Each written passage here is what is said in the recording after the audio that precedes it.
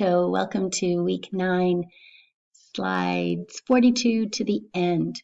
So on this slide, you're going to see a bibliography. It's not an annotated bibliography, but a bibliography of some further reading that Sheena might want to do to learn a little bit more about what is business intelligence and how might she use it to help achieve the library's strategic goals.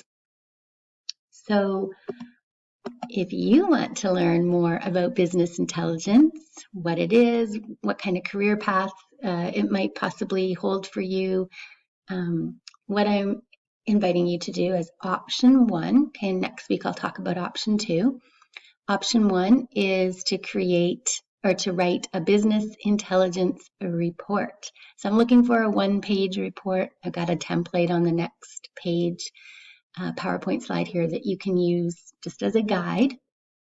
So conduct some research to learn more about business intelligence, whatever piece of it that you're interested in, okay? I put some suggestions.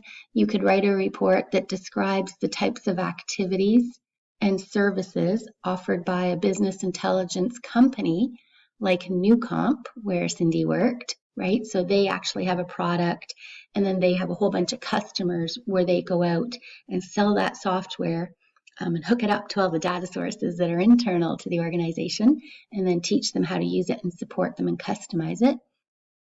Or you might want to learn a little bit more about business intelligence departments in different organizations like North York General Hospital, right, that use maybe an in-house product, Google Analytics, whatever. That's why I said note. If there's something different you'd like to research, that's fine. If you want to write a report about Google Analytics, what is it? How do you use it? Where can you learn more about it? Maybe you want to identify some sources in LinkedIn Learning, lynda.com or elsewhere to help you learn about that product. Whatever you want, that's fine. And write it as a report though.